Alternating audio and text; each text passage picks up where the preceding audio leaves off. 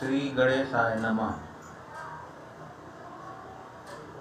श्री भक्तों, आज हम कथा सुनेंगे गणेश जी की चमत्कारी कथा।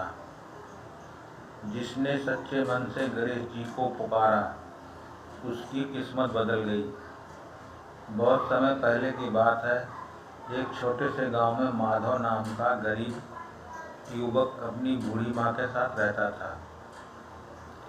उनके पास ना धन था, ना खेत, ना कोई सहारा। माधव दिन भर मजदूरी करता, लेकिन फिर भी घर में 2 वक्त का भोजन मुश्किल से बनता। गांव के लोग उसका मजाक उड़ाते और कहते, तेरी किस्मत कभी नहीं बदलेगी। माधव हर दिन दुखी होकर गांव के पुराने गणेश मंदिर में जाता और भगवान गणेश के सामने बैठकर रोता। वो कहता, हे विघ्नहर्ता, अगर आप सच में भक्तों की सुनते हैं तो मेरी माँ का दुख दूर कर दीजिए। मंदिर बहुत पुराना था। वहाँ एक वृद्ध पुजारी रहते थे। उन्होंने माधव की भक्ति देखी और कहा, बेटा, सच्ची श्रद्धा से लगातार 21 दिन तक गणेश जी का नाम लो। हर दिन एक दीपक जलाओ और किसी भूखे को भोजन कराओ। गणपति स्वयं तुम्हारी राख खोलेंगे। माधव ने उसी दिन से यह नियम शुरू कर दिया। उसके पास तेल नहीं होता तो वो थोड़ा सा घी बचाकर दीपक जलाता। कभी खुद भूखा रह जाता, लेकिन किसी गरीब को रोटी जरूर खिलाता। धीरे धीरे उसके मन में विश्वास बढ़ने लगा। 21वें दिन की रात कुछ अद्भुत हुआ। माधव मंदिर में बैठा ओम गणपते नमे नमः का जाप कर रहा था। तभी अचानक मंदिर में तेज प्रकाश फैल गया। घंटियां अपने आप बजने लगी। माधव ने आंखें खोली तो देखा, सामने दिव्य आभा में स्वयं गणेश जी प्रकट हैं। उनका स्वर बहुत मधुर था। उन्होंने कहा, माधव, तुम्हारी भक्ति ने मुझे प्रसन्न कर दिया। कल सुबह नदी के किनारे जो पुराना पीपल का वृक्ष है, उसके नीचे तुम्हारी किस्मत छिपी है। इतना कहकर गणेश जी अदृश्य हो गए। सुबह होते ही माधव दौड़ता हुआ नदी किनारे पहुंचा। उसने पीपल के नीचे मिट्टी खोदी तो वहां एक पुराना संदूक मिला। संदूक खोलते ही उसकी आंखें फटी रह गईं। उसमें सोने के सिक्के और आभूषण भरे थे। माधव तुरंत समझ गया, ये सब गणेश जी की कृपा है। लेकिन उसने धन पाकर घमंड नहीं किया। उसने सबसे पहले गांव में गणेश जी का विशाल मंदिर बनवाया, गरीबों को भोजन कराया और अपनी माँ की सेवा की। धीरे धीरे उसका जीवन बदल गया। जो लोग कभी उसका अपमान करते थे, वही अब उसका सम्मान करने लगे। लेकिन कहानी यहीं खत्म नहीं हुई। एक दिन गांव में बहुत बड़ा व्यापारी आया। उसने माधव की समृद्धि देखकर सोचा, जरूर इसके पास कोई चमत्कारी रहस्य है। व्यापारी लालची था। उसने माधव से मित्रता की और उसके रहस्य को जानने की कोशिश करने लगा। बहुत पूछने पर माधव ने उससे इतना कहा, सच्ची श्रद्धा और सेवा से गणेश जी प्रसन्न होते हैं। लेकिन व्यापारी ने सोचा कि केवल पूजा से इतना धन नहीं मिल सकता। उसने रात में मंदिर से गणेश जी की प्राचीन मंदिर में मूर्ति चुराने की योजना बनाई। आधी रात को वो मंदिर में पहुंचा। जैसे ही उसने मूर्ति को हाथ लगाया, अचानक भयंकर तूफान शुरू हो गया। मंदिर की घंटियां जोर जोर से बजने लगी। व्यापारी डर गया, लेकिन लालच में अंधा होकर मूर्छित मूर्ति उठाने लगा। तभी उसे लगा जैसे उसके हाथ पत्थर के हो गए हों।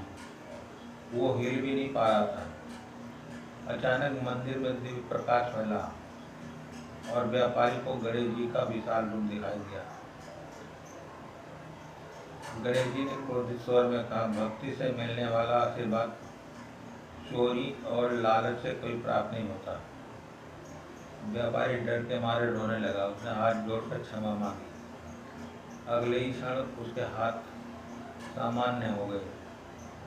सुबह जब गांव वालों को ये बात पता चली तो सभी गणेश जी के चमत्कार को देखकर आश्चर्यचकित रह गए। व्यापारी ने अपने सारे पाप स्वीकार किए और गरीबों में धन बांट दिया। उस दिन से गांव में गणेश जी की महिमा और भी बढ़ गई। दूर दूर से लोग वहां दर्शन करने आने लगे। लेकिन कुछ वर्षों बाद उसी गांव पर ऐसा संकट आने वाला था जिसने सबकी आस्था की परीक्षा लेनी थी। समय बीतता गया। माधव अब गांव का सबसे सम्मानित व्यक्ति बन चुका था। हर वर्ष वो भव्य गणेश उत्सव करता और हजारों लोगों को भोजन कराता। पूरा गांव गणेश जी की भक्ति में डूबा रहता है। लेकिन एक वर्ष अचानक गांव पर भयंकर संकट टूट पड़ा। बरसात बिल्कुल नहीं हुई। खेत सूख गए, कुएं खाली हो गए और लोगों के घरों में अन्न खत्म होने लगा। गांव में हाहाकार मच गया। लोग कहने लगे, अब हमें कोई नहीं बचा सकता। माधव ने गांव वालों को मंदिर में बुलाया और कहा, डरिए मत। जब तक गणेश जी हमारे साथ हैं, कोई संकट हमें अंदर नहीं करता। उस रात पूरे गांव ने मंदिर में बैठकर गणेश जी का भजन किया। छोटे बच्चे, बूढ़े, महिलाएं सभी हाथ जोड़कर प्रार्थना करने लगे। उसी समय गांव के बाहर रहने वाला व्यक्ति, एक तांत्रिक, ये सब देख रहा था। वो नहीं चाहता था कि गांव में सुख शांति रहे। उसने अपने काले मंत्रों से गांव पर और बड़ा संकट भेजने का निश्चय किया। आधी रात को उसने शमशान में बैठकर भयानक तंत्र साधना शुरू की। आसमान में काले बादल छा गए। तेज आंधी चलने लगी। गांव के लोग डर गए। मंदिर में रखा गणेश जी का दीपक बार बार बुझने लगा। तभी माधव ने आंखें बंद करके प्रार्थना की, हे विघ्नहर्ता, अब केवल आप ही हमारी रक्षा कर सकते हैं। अचानक मंदिर की मूर्ति से तेज प्रकाश निकलने लगा। पूरा मंदिर दिव्य आभा से भर गया। लोगों ने देखा कि गणेश जी की आंखों से प्रकाश की किरणें निकल रही हैं। उसी क्षण गांव के बाहर बैठा तांत्रिक जोर जोर से चिल्लाने लगा। उसके सारे मंत्र निष्फल हो गए। उसे ऐसे लगा जैसे कोई दिव्य शक्ति उसे रोक रही हो। तभी आकाश में जोरदार गर्जना हुई और अचानक तेज बारिश शुरू हो गई। सूखी धरती पर पानी गिरते ही गांव वाले खुशी से रोने लगे।